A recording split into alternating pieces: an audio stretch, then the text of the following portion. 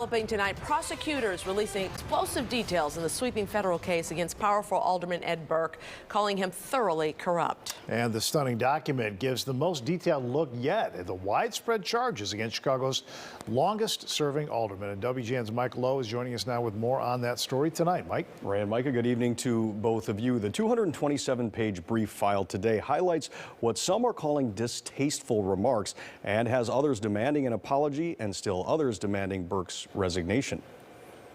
Ladies and gentlemen, there you go. Come to order. Today marked the first time Chicago City Council members appeared inside the chambers since the beginning of the pandemic a year ago. But that was hardly the biggest news at City Hall today. It was the revelation of the stunning new details in the corruption case against Alderman Ed Burke, who received a fist bump from the mayor and then a verbal slap from the mayor. By his own words, in wiretapped conversations, Alderman Burke said and did things that not only were improper, seemed to be illegal. In a 227-page brief filed in federal court today by the U.S. Attorney's Office, prosecutors alleged again and again Burke shamelessly tied official action to his law firm's receipt of business. Burke's legal team had argued that prosecutors were overzealous when they raided his office in November of 2018. It was revealed that he was the target of a wide-ranging corruption investigation that included wiretaps, and he may have been recorded secretly by his longtime city council colleague, who is now believed to be a cooperating witness, Danny Solis.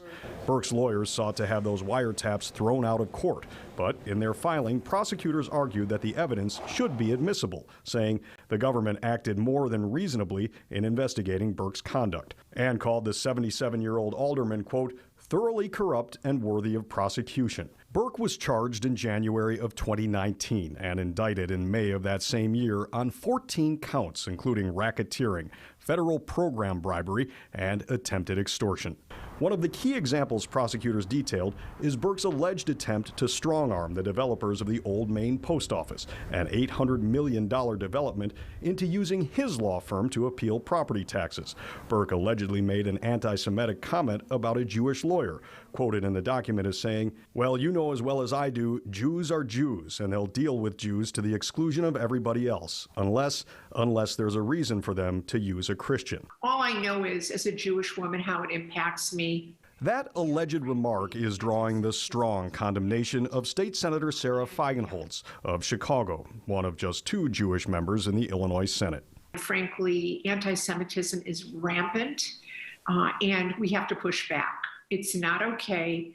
It is not to be tolerated. I don't care who it's from. Federal Judge Robert Dow is presiding over the case and has given Burke's lawyers until June to respond. He has not set a new timeline for the trial to begin, but the mayor says it's time for Burke to leave. There's no place in public life for somebody like him who used his office in a corrupt fashion. And Burke has pleaded not guilty to these charges and said today he would respond to the latest accusations, quote, in court. Back to you.